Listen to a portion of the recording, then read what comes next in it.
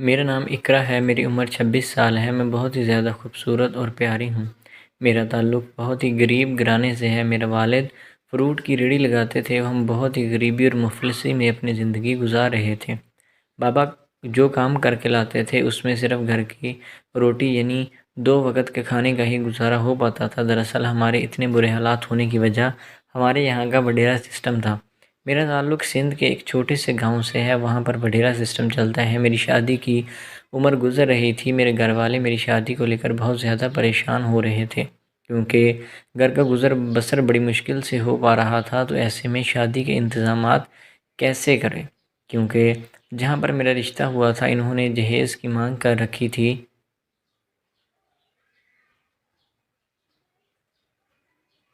کتنے لاکھ روپے دو گے تو شادی ہوگی ورنہ ہم رشتہ توڑ دیں گے۔ لڑکے والے حیثیت میں ہم سے تھوڑے اچھے تھے اور امیر تھے، اسی وجہ سے میرے ماں باپ نے حامی بھر لی تھی۔ اس کی وجہ یہ تھی کہ وہ میری اگلی زندگی کو لے کر کافی پریشان ہو رہے تھے اور وہ یہ سوچ رہے تھے کہ ہماری بیٹی کو کوئی دکھ نہ دیکھنا پڑے۔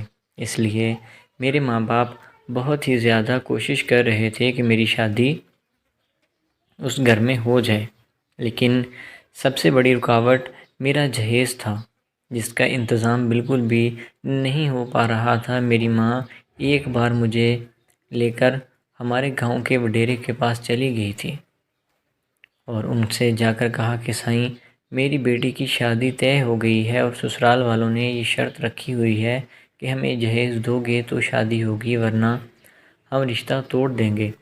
وڈیرا بہت ہی نرم دل انسان تھا، اس نے حامی بھر لی کہ چلیں جہاں تک مجھ سے ہوا میں آپ کے لیے کوشش ضرور کروں گا، یا تو میں سسرال والوں سے بات کروں گا یا پھر جتنا انتظام میں کر سکا تو وہ کروں گا۔ میں اور میری امی بہت ہی زیادہ خوش ہو کر وہاں سے واپس آ گئی تھیں کہ چلیں یہ پریشانی تو حل ہوئی اور اب میری شادی ہونے سے کوئی بھی نہیں روک سکتا تھا۔ لیکن گاؤں کا جو وڈیرا تھا اس کا بیٹا شاہ زین بہت ہی برا آدمی تھا۔ وہ گاؤں کی جس بھی جوان لڑکی کو دیکھتا تو اس کو اٹھا کر لے جاتا۔ اب میری یہ خوش قسمتی کہہ لیں یا بدقسمتی کہ مجھے اس نے کبھی پہلے نہیں دیکھا تھا۔ جس دن اس کے گھر گئے تو اس دن اس کی میرے اوپر نظر پڑ گئی اور وہ میرے حسن پر فدا ہو گیا تھا۔ میں جب بھی کہیں رستے سے آتی جاتی تھی تو وہ ہمیشہ میرا راستہ روکنے کی کوشش کرتا تھا۔ میں بہت ہی زیادہ پریشان ہو گئی تھی اور یہ بات میں نے اپنے بابا سے بھی کی تھی کہ شاہ زین سائیں میرا راستہ روکتا ہے۔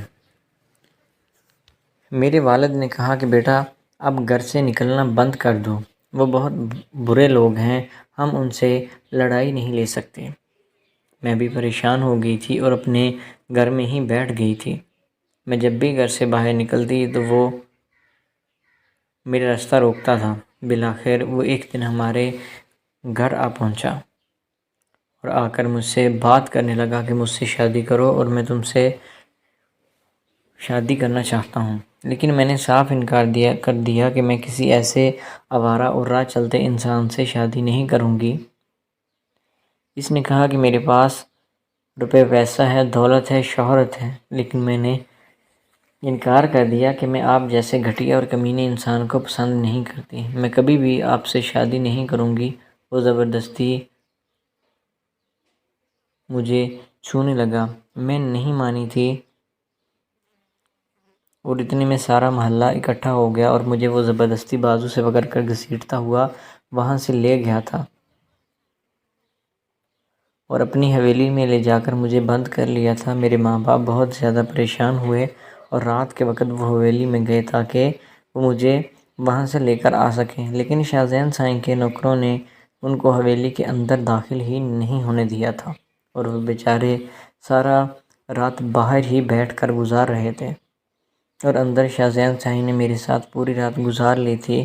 تو یہ بات صبح پورے گاؤں میں پھیل چکی تھی اور ہمارے گاؤں کے وڈیرے کو جب اس بات کا علم ہوا کہ میرے بیٹے نے یہ سب کر لیا ہے تو وہ بہت پریشان ہوا اور اپنے بیٹے کو ڈھونڈ نکال لایا اور گاؤں کی پنچایت لگی اور پنچایت میں پھر وڈیرے نے یہ فیصلہ کیا کہ چونکہ میرے بیٹے نے اس لڑکی کی عزت کو تار تار کیا ہے تو لہٰذا اس کی سزا یہی ہے کہ وہ اس سے شادی کرے گا، اور مجبوری کے باعث اس کو اپنے والد کا حکم ماننا پڑا اور میری شادی گاؤں کے وڈیرے کے بیٹے کے ساتھ ہو گئی تھی۔